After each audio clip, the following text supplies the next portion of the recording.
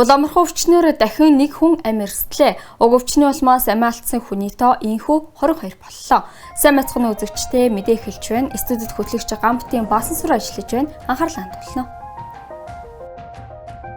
Монголын нийтийн хоронд ирэх 8 дугаар сараас шууд нислэг үйлдэнэ. Оюун бүсэд 1500 ажлын байр шинээр бий болгох Бортигийн ордын үйл ажиллагааг аль биесээр эхлүүллээ. Монголчууд дархлааны тухай орчин цагийн шинжилгээ ухаан дэвтэрхээс өмнө мэддэг байсан. Үндэсний шагаан харвааны өсвөрийн улсын аврах шалгаруулах 23 дахь удаагийн тэмцээн амжилттай болж өндөрлөлөө.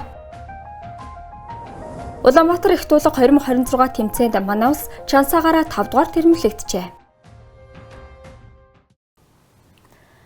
Бүгд найрамдах энсгийг улсын гадаад хэргийн сайд Субраманиам Жайшанкарын Монгол улсад хийж байгаа аль биесны альчлал эхэллээ. Өнөөдөр түүнийг гадаад харилцааны сайд Бат цэцэг хүлээн авч уулзсан цаашдын зорилт хамтын ажиллагааны тэргүүлэх чиглэлүүдийн талаар ярилцлаа.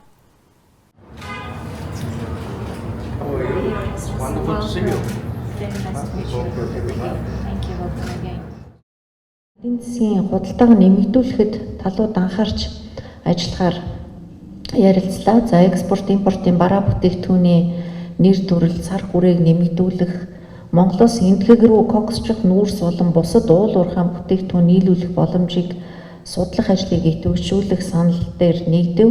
Мөн хөдөө аж ахуйн салбарын хамтын ажиллагааг өргөжүүлэх, худалдаа хөрөнгө оруулалтын шинэ боломжийг бий болгох чиглэлээр хамтарч ажиллахаар тохиролцлоо. Гадаад харилцааны сайд Бат цэцэг Монгол нийтгийн шашин соёлын харилцаа эртний төвхтэй.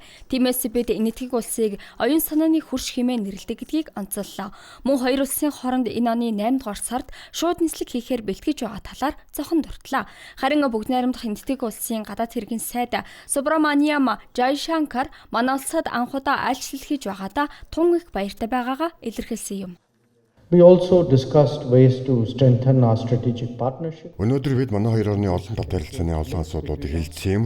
Үүнд хөгжлийн түншлэл, технологи, эдийн засгийн харилцаа, үйлдвэрлэлийн хангамж нийлүүлжээ, боловсрол, соёл, эрчим хүч, аюулгүй байдлын хамтын ажиллагааны талаар хэлцлээ.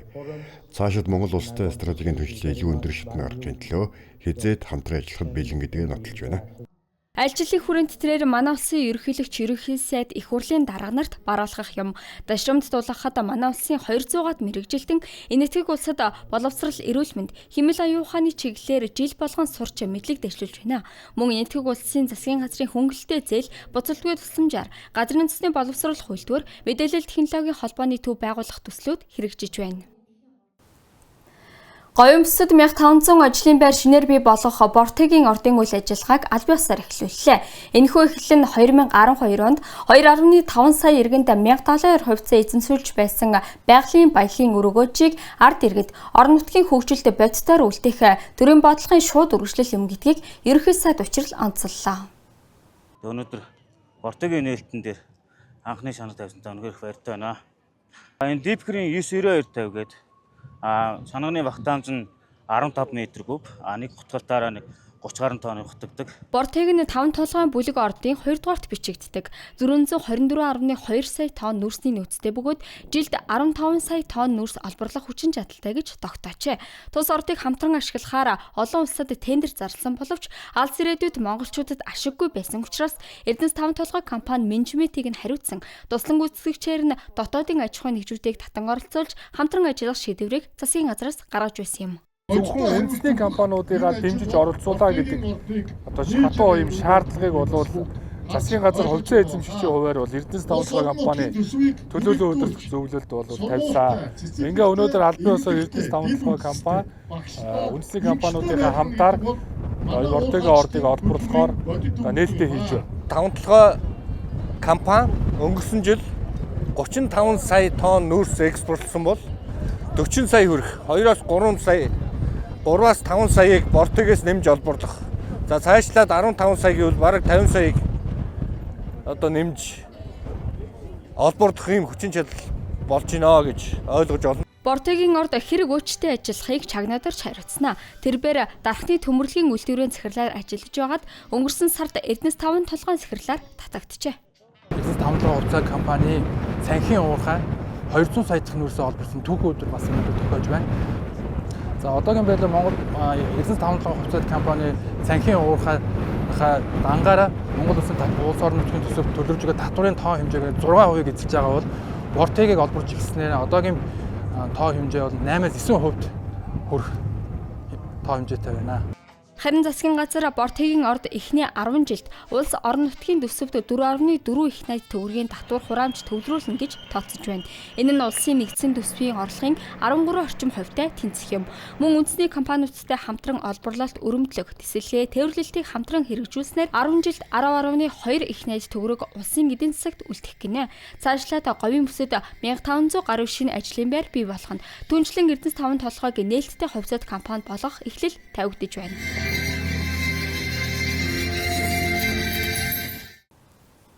Эрхэм үзэгчдээ үргэлжлүүлэн зарим үйл явдлын мэдээллийг цөөн үгээр хүргье.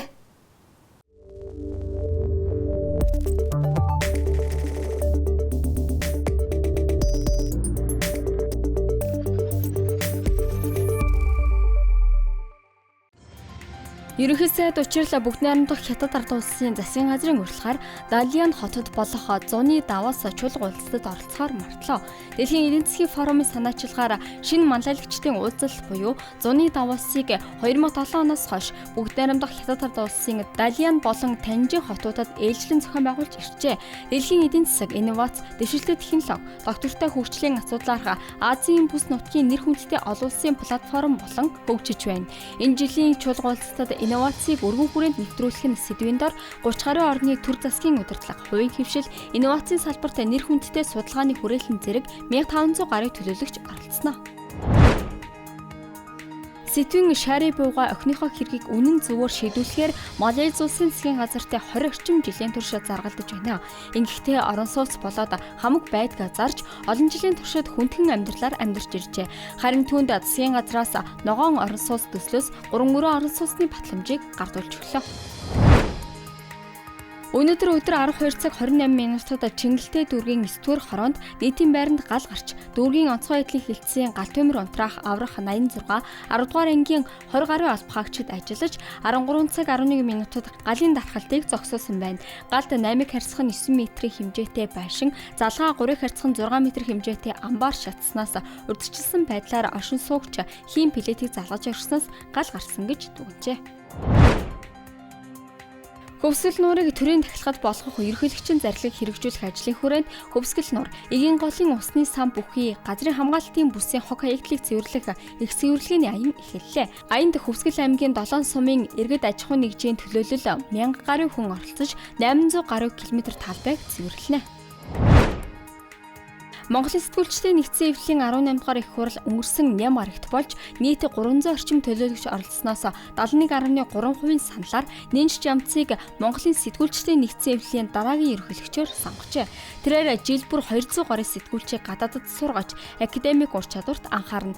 Орон нутгийн медиа хөгжлийн хөтөлбөр хэрэгжүүлж өөрсдийн сантай болгоно. Судалгаа бүтээлд тэтгэлэг олгоно. Сэтгүүлчдийг ипотекийн зээлд хамруулахад дэмжлэг үзүүлэх зэрэг амьдрал ойр ажлыг хийнэ. Өөрөгт ажлаа улс төртэй хутгахгүй гэжээ. Өнөөдөр Брадус төдийгүй Орос улс даяар 17 цаг 15 минутад нэгэн зэрэг 1 минутын чимээгүйд автлаа. 1941 оны 6 дугаар сарын 22-нд Орос улсын түүхэнд хамгийн аимшигтай сорилтын нэг эхэлж өдрийн хоолны үеэр гадаад хэргийн ардын комиссар Вячеслав Молотов нацистын Герман зөвлөлт холбоот улс руу довтолсныг зарлжээ. 17 цаг 15 минут бол 85 жилийн өмнө түүний үг хэлсэн яг тэр цаг хугацаа юм. Ice Club-ийн цөөн хормын мэдээ байлаа. Ажлын амжилт хүсье.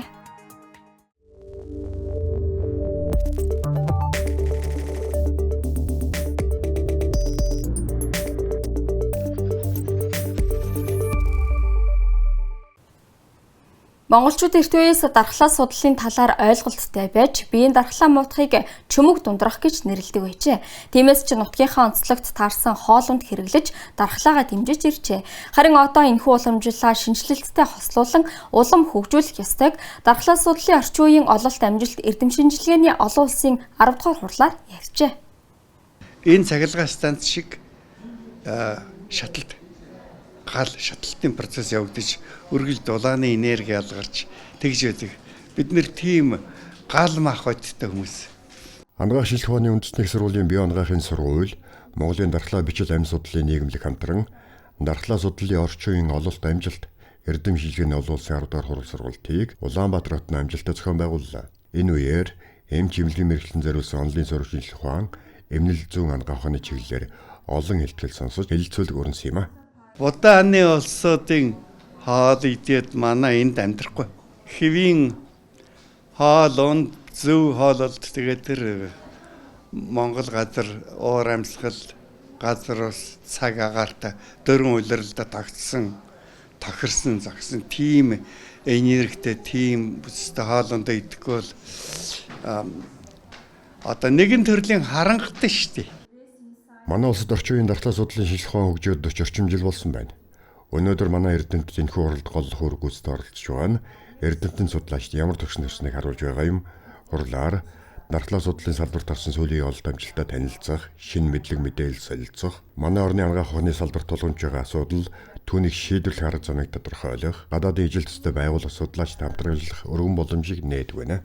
Энэ жилийн хурал дээр болохоор илүү их одоо хавдрын дархлаа эмчилгээний чиглэлээр хавдартай хүмүүсүүдийг одоо эмчлэхээр шинэ дэвшил гарсан талаар Эрдэнэтийн мэдээллийг хэлж байна. Мөн одоо дархлааны эрүүл байдлын үед дархлааны эмэг байдлын үед ямар одоо хүний биеийн үйл ажиллагаа, амьтны биеийн үйл ажиллагаа ямар байд юм бэ? Үүнээс нь шалтгаалаад одоо онцлогоо эмчилгээнд дээр ямар одоо даваа талуудыг бий болгож болох вэ гэдэг талаар ажиллаж байна. Энэхүү урлыг манай улс 2 жил тутам зохион байгуулж, анагаахын салбарт дархлаа судлалын чиглэлд гарсан ололт амжилтыг танд судлах, цаашлаад нутагшуулах боломжийг нээж өгч байна. Антигенийг одоо тэр тарилгыг молекуляр бүтцийн өөрчлөхөөс гадна эсийн хүний эсийг хүний одоо микроб гадны халдвартай дэмждэг эсийг модификац хийх тим технологи бас өнөөдөр их яригдлаа. Тэр их сайхан юм да.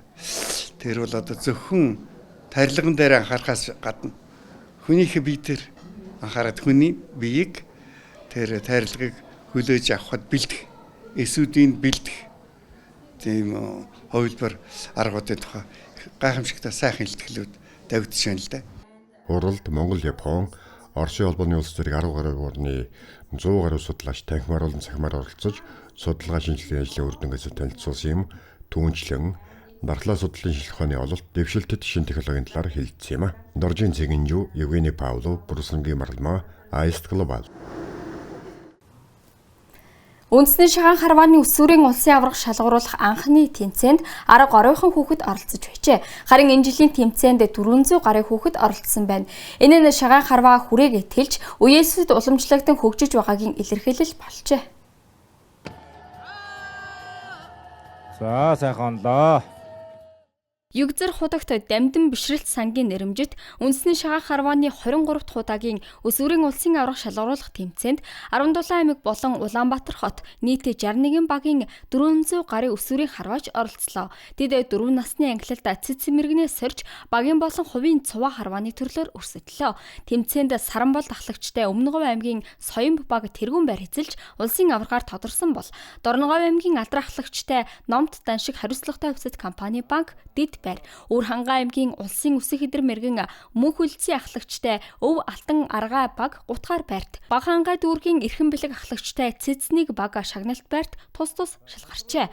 Мөн тэмцээний хувийн цуваа харвааны том насны ангилалд 39 харваач 20 онож уралдсанаас Дорноговь аймгийн Айраг сумын угал, Баянзүрх дүүргийн 87 дугаар сургуулийн сурагч улсын үсэг хэдэр мэргэн Ган туулгын Алдар, Завхан аймгийн Тосон Цингэл сумын 1-р сургуулийн сурагч өсвөрийн харваач Бямб цогтын Амар Заяа, Говь Сүмбэр аймгийн Сүмбэр ерхий боловсролын 5-р сургуулийн 11-р ангийн сурагч өсвөрийн харваач Давгийн Зөмбөрл нар медальт байранд тус шалгарсан байна. Тус тэмцээнийг 2014 оноос хойш Монголын үндэсний шагаан харвааны холбооны дэд ерөнхийлөгч спортын мастер Няма Тэргүүнтэй Югзэр худагт дамдин бишрэлт сан тасралтгүй ивент итгэж зохион байгуулж иржээ.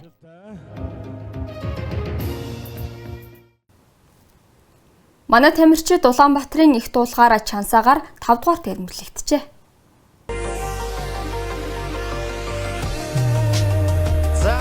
Лос Анжелес 2028 Олимпийн наадмын эрхийн оноо олгох эхний тэмцээн болох Улаанбаатар их туулга 2026 тэмцээнд 5 твийн төлөөлөл 58 орны 454 тамирчин оролцлоо.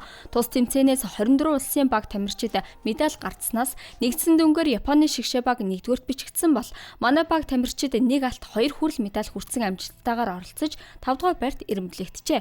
Тодорхойлбол хасах 73 кг-ын чинд лав жаргалын анх заяа алтан медаль хүртсэн бол гэрлийн уран баяр хүрэл медаль хүртжээ. Ер нь урд жилүүдэг одоо энэ жил Улаанбаатар одоо улс орон бүрийн чансаа 1 номерын тамирчид ирсэн. Өрсөлдөөн бол маш та ширүүн байлаа. Энэ хүнд барилтаа хийж гарчлаа. Тэгээ Олимпийн оноо олох тэмцээнд төрүүл одоо ингээ аялал маань замдаад явж байна л да 28 оноос одоо Олимпиад бэлдээл явна да. Татаа болж байгаа сайхан. Их тулгын тэмцээнээс 2 дахь медаль авч байна. Баяртай байна. Одоо бидний дараагийн зорилго Азийн наадам дэлхийн аврах. Эднэртэй зорж хэлтэлээ энэ. Мөн хасах 60 кг-д Бямсрунгийн Сүхбат хүрэл медаль хүртсэн юм. Тэрээр Улаанбаатар их туулга тэмцээнээс 2 жил дараалан хүрэл медаль хүртэж байна. Эрхэм үзэгчдээ та бүхэнд даваа гарагийн мэдээний хөтөлбөрөөр хүргэлээ. Анхаарал хандуулан хамт байсанд баярлалаа. Баяртай.